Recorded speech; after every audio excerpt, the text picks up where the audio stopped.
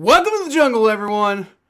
I'm Kyle Phelps, and I've actually got something happy to talk about for once with the Bengals. So, as many of y'all might know at this point, or you might not know, I mean, it only happened like about 20 minutes ago. But Trey well, you probably read it from the title of the video, right? But Trey Hendrickson has re-signed with the Cincinnati Bengals. They made it official. Like I said, about 20 minutes ago, I got home from work, and I had just looking at my phone, and like, oh, Trey Hendrickson's being re-signed. Like, holy crap, that's huge news. Now, to be clear, it's not exactly an extension because he's still a free agent after this year. They basically just they gave him a new contract. They re-signed him, and he's going to play this year, right? So he's getting $30 million. Roughly, according to Spotrac, it's like $29.8 million base salary. But it's an estimate, by the way, so Spotrac doesn't quite know yet. But they're estimating a $29.8 million base salary with a signing bonus of $2.6 million and an overall roster, an overall cap hit of $32.6 million. And yes, that's a lot of money, but Trey Hendrickson is worth a lot of money, guys. Like he's about the only reason that our defense even has a chance. So getting him back is huge. Mikey, I see you. No luck with your dream of getting Trey Hendrickson traded to the Saints, which wasn't going to happen anyway, and he probably wouldn't play for the Saints even if he did get traded there. But big deal. Yep, now instead of the worst defense, you'll be the 31st. Well, I mean, that's not I believe we were the 31st defense. No, we were probably the 32nd. But in certain categories, we were the 31st defense. You know, it wasn't that bad. We weren't the absolute worst trash in every single metric. It was just most of the metrics. But look, I'm not expecting Trey Hendrickson being re-signed, and then all of the work they've done on the defense this offseason, that's another big part of it. I'm still really skeptical about the secondary. I don't know what we're really going to be doing there, but at the same time, like I'm not expecting, nor am I just needing the defense to be like the best defense in the NFL this year. We're already gonna have the best offense in the NFL. Like I think that's pretty clear. I mean, obviously anything could happen, but I think it's pretty decently clear that the Bengals are gonna have maybe not the definitively best offense in the NFL this year. Maybe they will, maybe they won't. But last year, man, they put up 472 total points. Like that was sixth in the league, but they brought in more. Noah Fant, the offensive line might actually be better. Still not really entirely sure what the fuck is going on with right guard, but Dylan Fairchild really seems to be kind of the answer there at left guard. OBJ and Amarius Mims are stalwarts on the left and right side there. Ted Karras. And so it's really just that right guard position. Like Lucas Patrick probably isn't the answer. Jalen Rivers might work out though. I mean,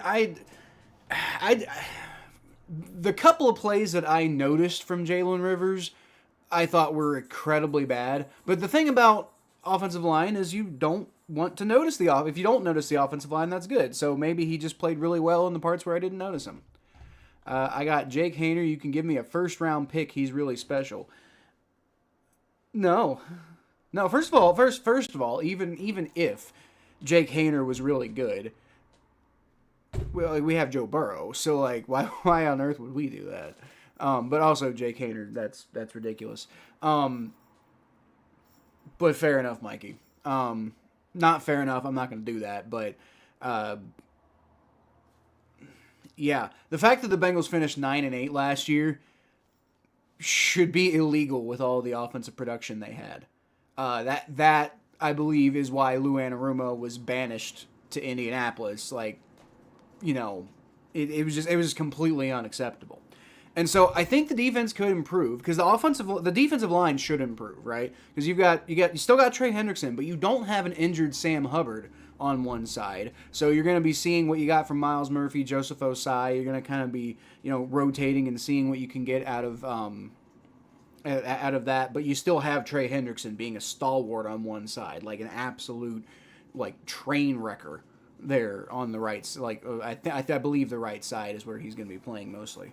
And then bringing in TJ Slaton. I haven't talked a lot about TJ Slaton this offseason because I've been Shamar Stewart's another guy who's going to be kind of rotating in there. But I haven't talked a whole lot about how excited I am potentially about TJ Slaton and how good Shamar Stewart could be. I haven't talked about that a lot this offseason, partially because I didn't really want Shamar Stewart. But I saw the potential vision if you bring back Trey Hendrickson, because Shamar Stewart is a Sam Hubbard replacement. So if you can get back to where you had prime Sam Hubbard and prime Trey Hendrickson playing like that, then you've got a really good edge rush there. I think you could really make that work out. Now, Shamar Stewart's got to develop, but that's the risk you take with taking a guy in the first round. So we'll kind of see what happens there. But TJ Slaton, I think, is a big, honestly, a big upgrade at defensive tackle. Combine him with B.J. Hill and then the production you were already getting out of McKinley Jackson and I don't know why I don't remember his name, but the kid from Michigan. You've suddenly got a really talented defensive line, and that defensive line really could pay dividends this offseason. Again, I don't know what the fuck we're doing with the secondary. Cam Taylor-Britt's really talented. DJ Turner's pretty talented too. Safety is a big, gigantic question mark. I don't know what we're doing with safety. Maybe Dax Hill adjusts to the slot role in Mike Hilton's spot, which, by the way, Mike Hilton got released, so maybe we bring back Mike Hilton. It's probably not. But, the point being that I'm still not 100% sure with the secondary, but the linebackers could be better because Jermaine Pratt, as much as I love him, as much as he's one of my favorite players, he wasn't playing up to standard last couple of years. And now you've got Demetrius Knight and the 5th round pick there, and that combined with and they also brought in Oren Burks, so that plus Logan Wilson. We'll see what goes on with Logan Wilson because he's been kind of up and down. You don't really want to see that, but this defense has potential, and if Al Golden can put together a solid scheme that isn't absolutely mind-boggling like Lou Anarumo seemed to do half the time, then the defense, I'm not saying the defense is going to be a top 10 defense, but the defense could be an average defense, and if the defense is if the defense is the 20th best defense in the NFL, that's probably enough to get this absolutely insane offense. That's probably enough to get them where you need to go. So I'm going to be honest with you guys. I was going to release my roster predictions, and I still might do that late tonight because the cut down day is tomorrow. I still might do. I might go live. I was going to record a video, and then I wrote up the whole script and everything. I was going to record a video, and I was going to release it, and it was going to be here's my roster predictions. But I'm not going to lie, this Trey Hendrickson news is way more important than that. So I might go live and still do the roster predictions tonight, but there's not going to be an edited video with that. Enjoy your last season with Trey. It very well, honestly, honestly, Mikey, this really could be the last season with Trey. Unless he just balls out again, in which case they could re-sign. They could just keep doing 1-year deals. Give him big money, 1-year deal, 1-year deal, 1-year deal. They could do that. That's not exactly outside of what the Bengals do sometimes. So they could keep bringing him back on 1-year deals.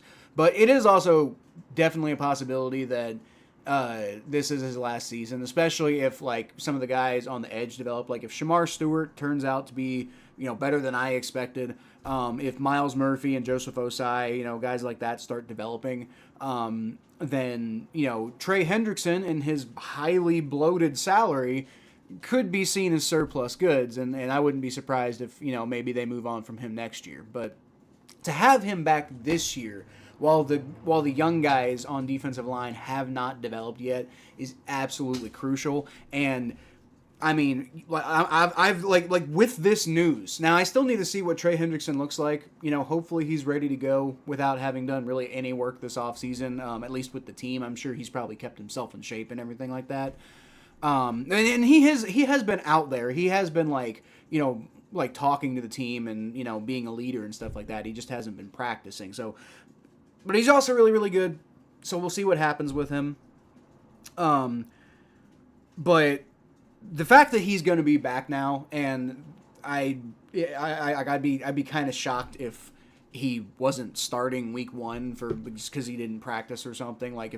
There's no way if that happens, then maybe we fire Zach Taylor immediately. No, you play Trey Hendrickson, right? But I'm sure they're going to play Trey Hendrickson week 1, and with the way that the offense has just been absolutely souped up to infinity. Bringing in Noah Fant and doing a lot of work on the offensive line.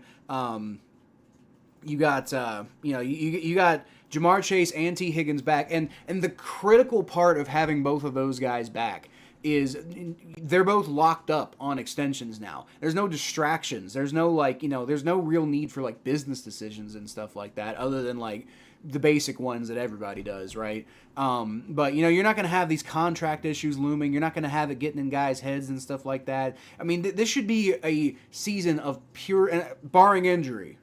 Injury is a thing, obviously, but this should be a season of just pure football, raw football, fun for Jamar Chase and T. Higgins. And if it's not, then we need to have a talk with both of them.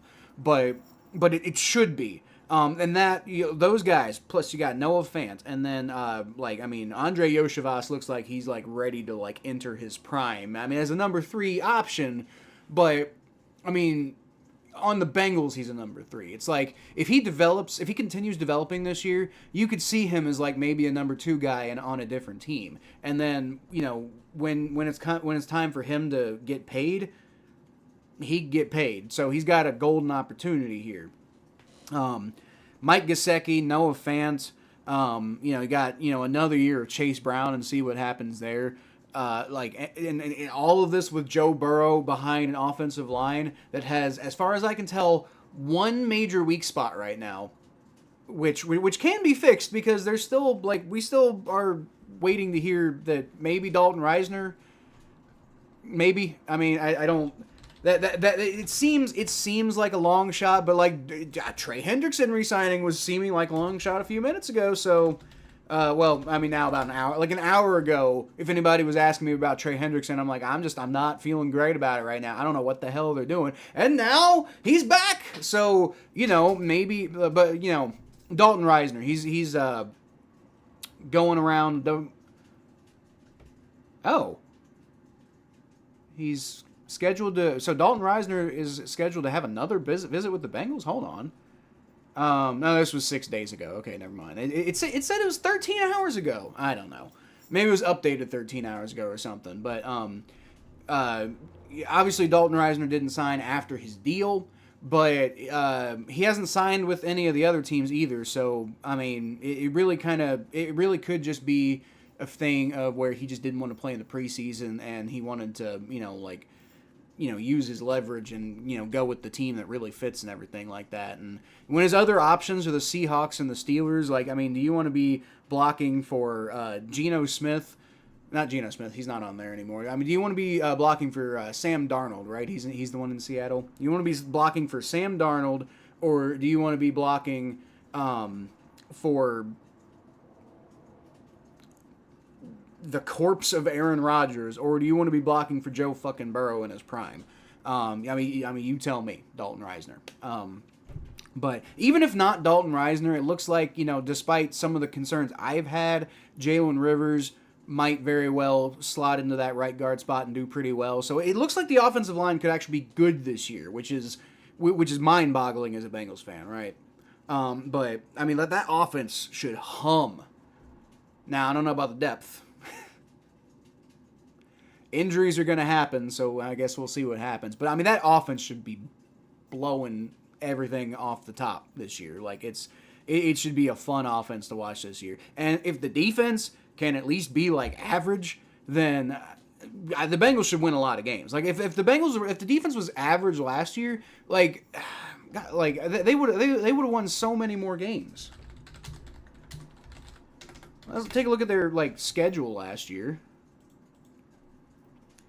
Because it was a big problem. Like I mean, like if the defense just played average all year, like obviously like the stretch at the end of the season they were playing a little bit better, but surprise they won like all 5 of their games at the end of the season when the defense started playing better. Now I know you're throwing in like the Browns and the Titans and the Cowboys in there, but I mean against the Broncos and the Steelers, both of whom are fighting for playoff positioning or playoff spots. The Broncos ended up getting in, but they didn't know that they would have gotten in if, considering they lost in Week 17. So, but before Week 14, you've got 38-44 lost to the Pittsburgh Steelers with Kenny Pickett. I think it was Kenny Pickett. Oh, wait, no, I'm sorry, not Kenny Pickett. That was either Justin. I think it was. I think both Russell Wilson and Justin Fields were healthy that game. So it felt like Kenny Pickett. That's how useless the Steelers' offense is. Obviously not Kenny Pickett. He was on the Eagles. But anyway, the Pittsburgh Steelers, with a combination of Justin Fields and Russell Wilson, and just like one of the like lamest offenses you've seen all year, they dropped 44 on the Bengals defense. The Bengals win that game. They're in the playoffs, right? Every single one of these games, if they win, they're in the playoffs. Obviously Week 1 against the Patriots, that was just a clusterfuck, and the offense was just as culpable as the defense. And actually, the defense held them to 16 points, so the defense did their job in that game. Although maybe you could also argue maybe the defense should have held the Patriots to less, but, whatever. 25-26 to the Chiefs. Like, I know the Chiefs, that's a big ask.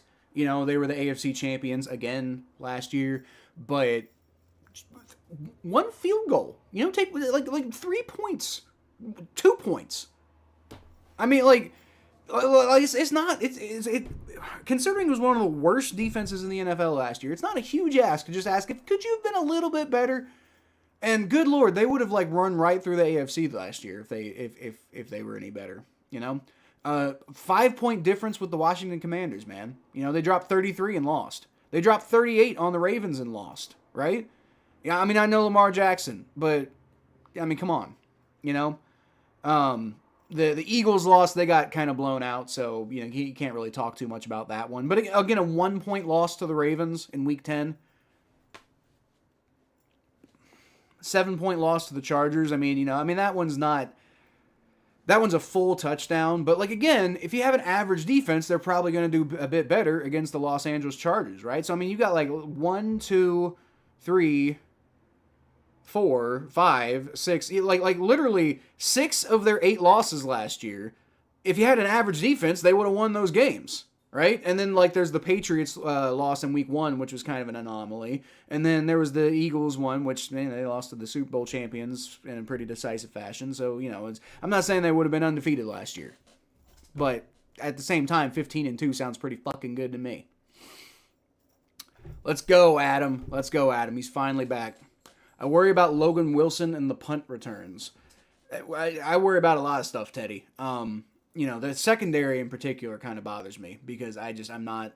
I mean, it could work out with Dax at slot, but the safeties I don't know what we're doing there. And Cam Taylor-Britt is really talented, but I'd feel much more comfortable with him being the number 2 corner and DJ Turner being the number 3.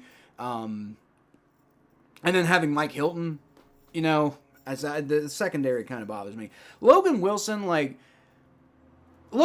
up and down, so I'm not as worried about Logan Wilson. I'm a little bit worried about Logan Wilson, but not as worried about Logan Wilson. If Logan Wilson is the most concerning member of the defense, which he won't be, but if Logan Wilson's the most concerning member of the defense, then I think the defense is probably having a pretty decent season, right? So, we'll be okay. we'll be okay with Logan Wilson. Yes, Mikey. Earlier today, the Dolphins released Mike Hilton. So I'm not saying the Bengals are going to bring him back. I'm just saying it'd be really nice if they did, because like the secondary really desperate. Like he was the best member of the secondary last year. So like why the hell are like did we just like not bring him back? Like I don't know. They need to do a lot of work on that secondary, and all they really did was get rid of their best guy. Like they didn't do anything else with the whole damn secondary but get rid of their best guy.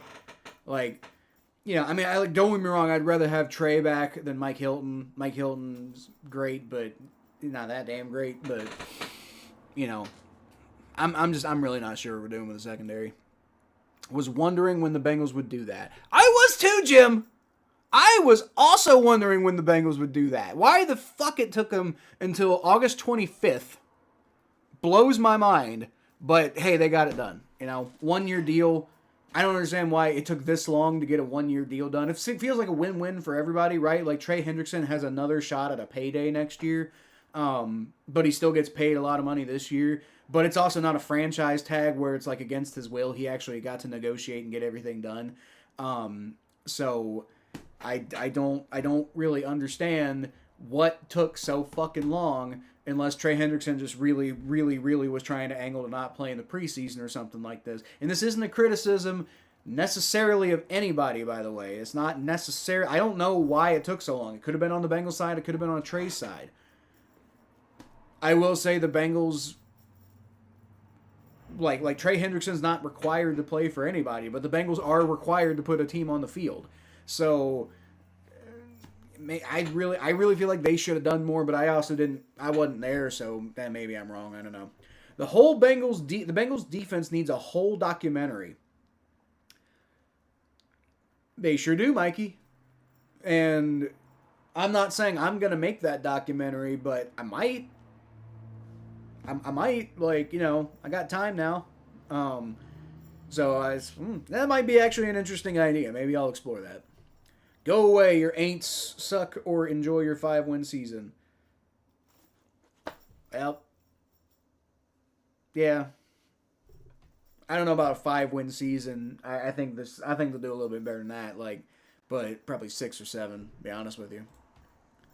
0-4. What? Mike is jealous Hendrickson is not with his ain'ts. He is though. Like I mean, you know, if you wanna, for all the trash talk, put all the trash talk aside, put all the stats, put all the Super Bowls, put all the whatever, et cetera, aside. Mikey is jealous, but he's also admitted that many times. Like that's not. I don't think you're really like saying anything new here. He's definitely is jealous. He wants Trey Hendrickson, but Trey Hendrickson's staying with the Bengals, so it's pretty cool for me. Dumb on Miami's part. Yeah, I agree. Well, I mean, I don't know. Maybe Mike Hilton wasn't meshing with the team. I mean, that's possible. I mean, you know, Mike Hilton was the best member of the Bengals secondary last year. That doesn't mean really a whole lot, though, because the Bengals secondary was fucking awful last year. Mike Hilton had some bad plays as much as he had good plays, and maybe Miami just feels like, you know, he's, you know, old enough that, you know, they're not going to be able to fit him into their scheme, and maybe he just doesn't really exactly have a place. I don't know, but I love for the Bengals to bring him back. I don't know if they will. But but before I get going though, I got another point that I really want to talk about that a lot of people have been saying all off season. How's Danielle Hunter doing? Easy to laugh at a team that cheated to get the only Super Bowl. They kind of did though, Mikey. Honestly, cry me a river. Well, you cry a river about the 2018 NFC Championship, Mikey. Like honestly, come on. All right. Okay, so one thing I want to talk about before I get out of here, because like I'm not planning on going live for an hour, and I mean we've already been live for like 24 minutes, so this was meant to be like a video. I just I wanted to get it out quick, so I figured live would be the way to do it. One thing I want to talk about is the salary cap. All I heard all I heard all off season, right? All anybody wanted to talk about all off season was how there's no way that the Bengals are going to be able to re-sign T. Higgins and Jamar Chase and Trey Hendrickson, right? It's probably most likely they're only going to get one of the three. But, there's no way they can re-sign all of them and still have enough money to even field a team. Well, guess what, guys? The Bengals still have like $13 million left in cap space after this. Like, they can go get Mike Hilton back. They could go they have enough money to sign Dalton Reisner. If they don't get Mike Hilton or Dalton Reisner, they got enough money to bring in, a fairly high quality player. Like, they could bring in another starter with the amount of salary cap space they have. The draft's over. They already signed all their picks. The Bengals do like to go into each season with some money kind of in reserve for if they need to waivers and stuff like that. But they got $13 million to play with right now. They got $13 million and their team is done. Like they've completed their team, right? Barring a potential Dalton Reisner signing or something like that, right? Or some other guard. But functionally, I think most people would agree that it's probably likely that this is the final version of the team before the season starts. And they have $13 million, $13.5 million to play with. I thought we couldn't get them all re-signed, guys. I thought there's no way you can pay Jamar Chase and T. Higgins and Trey Hendrickson. It's just irresponsible what the Bengals are doing, signing Jamar Chase and T. Higgins, because that's going to be so much money. All the money they're paying Joe Burrow, it look like they're not going to be able to spend money on the small guys. And dude, we put a team together. What more do you want? This is a Super Bowl caliber team right now. The defense needs to be a little bit more consistent. But outside of that, this is a Super Bowl caliber team. And they've got $13 million, $13.5 million in cap space that if they need to bring in another person, they can do it. So I'd really like for y'all to tell me. I try to say endlessly. I brought numbers to the table. I did my research. I was like, look, I know you guys say we can't bring T. Higgins and Jamar Chase and Trey Hendrickson all back, but I've got the numbers in front of me. I think they can do it and still be okay. And what did they do? They brought them all back, and they went and signed some free agents, and they still got a little bit more money to bring somebody else in if they need to. Nobody wants to listen to me. At least we got a ring. Who cares? Hunter's gone. Blah, blah, blah, blah, blah, blah, blah. Ooh, I need to be a little bit smaller. It's not working. So we can get the full comments up there. There we go. That's why old-ass Matthew Stafford almost scored 30 on your defense. Talking about, I'm sure you're talking still to Jim, because he didn't score 30 on us. But all right. Since our Minneapolis Miracle, how many playoff games have the Aints won? I love the trash talk, guys. I really do. I really, the trash talk is fun. More than the Vikings. Who Dey, stranger? There we go. Cheated to get a damn ring, and how were you 5? Now, he wasn't even born yet, Jim. He wasn't 5. He wasn't born when the Saints won that Super Bowl. Losers focus more on winners. Mikey, y'all aren't winners. Y'all don't get gumbo. Alright? There's no gumbo for the Saints. 10 months old. Oh! My bad. I thought you weren't born yet. My bad. Okay. Excuse me, then. Excuse me. Super Bowls speak for themselves. Yeah, that one Super Bowl y'all won, almost 20 years ago, justifies everything the Saints have done since then. That's, yeah, I don't think so, bub. I don't think so. 1 is more than 0. You know who else has a Super Bowl? The Jets. The Jets won a Super Bowl one time with Joe Namath. You know, that was a pretty cool Super Bowl that happened like 50 fucking years ago. 60. Basically over 60 years ago. Right? Like, what was it? 1967? Is that right? Oh, wait, no, it was 70. It was 1970. It was 1969, okay. January 12th, 1969. So, yeah, so... I mean, I'm already looking stuff up anyway. Why's the... 1969... 56 years ago, Jets won a Super Bowl. We still gonna let them brag about it? Hey, we do suffer heartbreak, but a ring keeps me warm at night. No, it doesn't. No, it doesn't, Mikey. No, it doesn't. Like, come on. That's like me bragging about the fact that the Bengals have been to 3 Super Bowls and also have been to a Super Bowl far more recently than the Saints have. Like, come on. 1 minus 0 is 1. All right, Mikey, you just okay. I see it. I see how it is. Whatever. All right, so we are over 30 minutes into this. This was really just meant to be me showing up and getting excited and being like, the Bengals fucking did it. Like, we actually have a chance to be really good this year. And I'm like, yeah, I like this was the piece, guys. This was the piece that needed to move. Trey Hendrickson coming back was the piece that needed to move for me to go from being like, I don't really feel good about the Bengals season this year, guys. I'm going to be honest with you, to I'm in again. I'm excited. I really think that we can. I put money. You know, I would put money theoretically.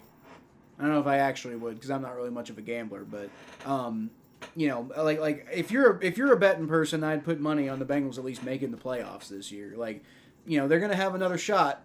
The window's still open, because you know, this team can the way this team is currently composed, barring massive health issues, can get it done.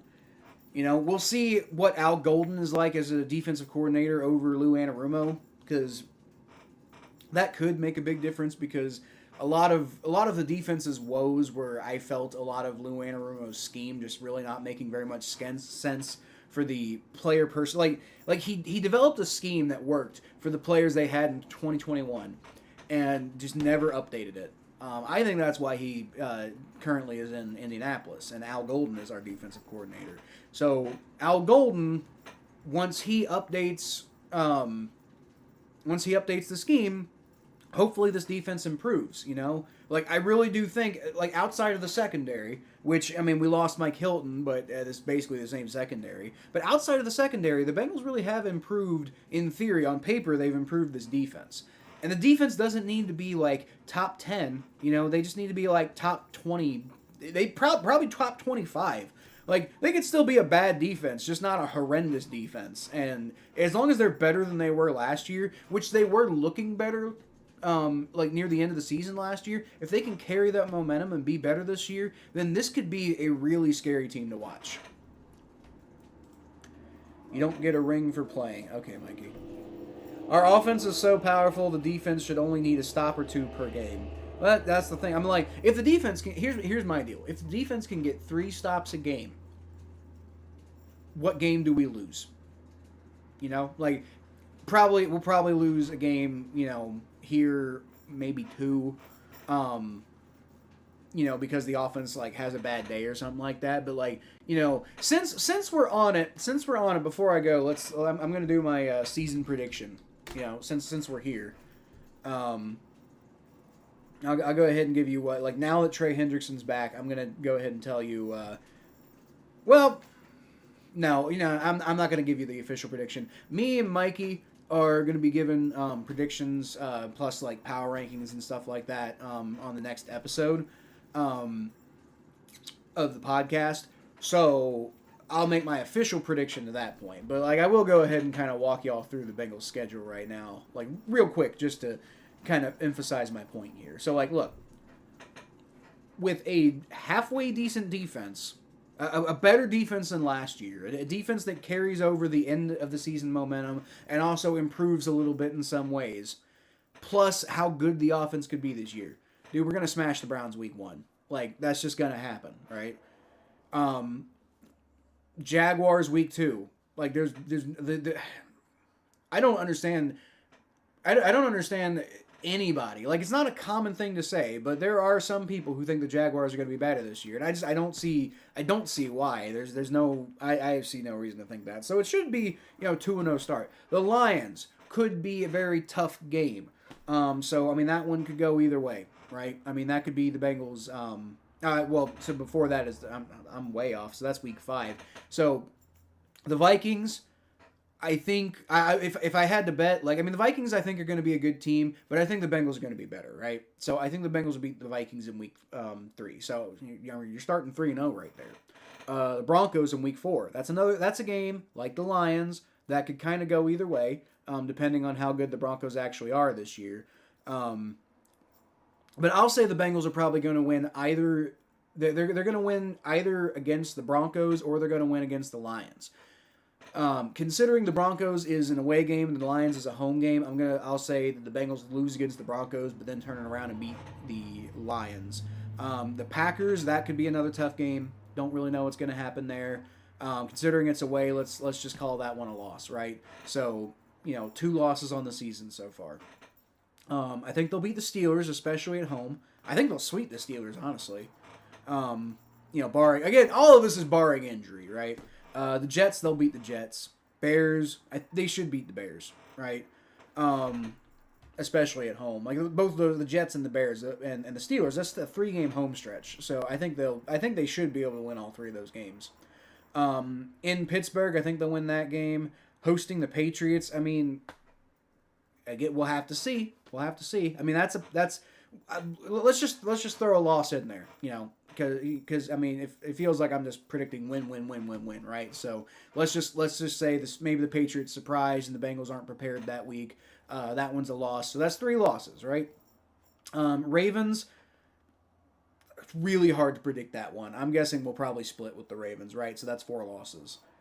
Which one? The one in Baltimore or the one in Cincinnati? I don't know. Hopefully we win the one in Cincinnati, but I don't know. So that's 4 losses. Bills, dude, we beat the Bills. We always beat the Bills. So, I mean, maybe we're due, but until further notice, I'm just going to predict that we're going to beat the Bills. Dolphins, we should beat the Dolphins. But, y'all tune in to the next episode of the Who Dey versus Who Dat podcast to hear how Mikey feels about the Dolphins. So I'm still at 4 losses here. Cardinals, they should beat the Cardinals. Browns, they should beat the Browns. So it just feels too optimistic. Like I've just predicted essentially 13-4, throwing some losses in just for the hell of it, right? Now again, injuries matter. Scheme does matter too, right? Chemistry. There's a lot of things that you're just not really going to be able to get there. But I mean, just tentatively, this is not my official prediction, but they could I think their ceiling right now is 13 wins, maybe 14, because some of those were just some losses I was throwing in there. I think their ceiling is 14 wins. Now, I mean, their floor, it's kind of hard to tell, right? Because of injuries and stuff like that. But, I think their floor is at least making the playoffs this year, right? We talking about this tomorrow? Yeah, tomorrow being Tuesday, right? So I guess the podcast would be tomorrow. That would make sense for sure. Predict a 12-win floor. 12-win floor? Okay. That's... I mean, 12 wins feels like a decent, medium point. Well, not medium point, an optimistic, more reasonable pick. But a floor? I mean, okay, look, if the offense actually is as good as they should be, and the defense actually is as improved as they should be, then yes, a 12-win floor totally makes sense. But come on. Come on.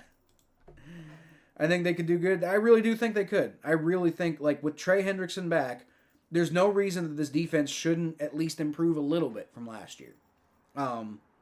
And then the offense very well could be better than last year. And last year it was insane. So, we'll see. All my predictions are health contingent. Well, yeah. I mean, okay, so if, assuming total and utter, everybody stays healthy all season, then my prediction is 17-0. But see, considering that's not going to happen, that's why we talk about ceilings and floors, So, obviously, you can't really get too much into floor based off of, injury predictions and stuff like that. But, assuming a normal number of injuries, that's what I say when I mean ceiling and floor. Assuming that they're having a normal number of injuries, because they're going to have some. Some guys are going to get hurt. Some guys are going to get hurt for the whole season. Some key guys are going to miss really important games, and it's going to be oh my God, we really got to buck tight for this one because we don't got, fucking T. Higgins for this one, and he's been going off lately. That stuff like that's going to happen this year. But the nice thing is just we can go into the season that's about to start. By the way, we're currently in the interim period between the preseason and the regular season, but we can go into the season as Bengals fans now with some actual genuine hope that it's actually going to be another season, where the window's open. Right? If the window's open, then there's hope. And if there's hope, then, it's worth watching and it's worth paying attention. But anyway, I think that's it for me. This was, what are we at? 41 minutes. So that's way longer than I normally go in videos, but we're live. And, I just I sometimes ramble a little bit when we're live. So, yeah. But that's going to do it for me, guys. Yeah, feel free to subscribe because we're going to be having more content here. I got some ideas about some videos I want to make. Mikey came up with a good one earlier. I don't know if I'm actually going to make a documentary about the Bengals defense, but maybe I will. I don't know. You get all my reactions to the Bengals games. You get the Who Dey versus Who Dat podcast. Maybe one day you'll get the Battle of Ohio podcast again. I can't say that's going to happen, but maybe not. I don't know. Yeah, y'all better subscribe. That's right. Yep. Don't forget to like the video, too, if you enjoyed this rambling discussion. And if you made it through all 42 minutes, whether it be... I know nobody was here at first. But, if you're watching this after the fact and you make it through all 42 minutes, then bravo. Bravo. So, yeah, thanks, guys. Thanks, guys, for watching. I'll be back definitely for the next Bengals game. And me and Mikey are going to do a podcast tomorrow and the week after that as well. And beyond that, I'll probably try to come out with some sort of video at some point, probably talking about the Bengals offense and what could become of them. But, yeah, that's pretty much it. If you don't subscribe, you'll be 0-4 in the Super Bowl. Well, please, for the love of God, all Bengals fans subscribe then, because we're one loss away from being 0-4 ourselves in the Super Bowl. So, anyway, that's it for me. I'll leave y'all, as always, with a Who Dey!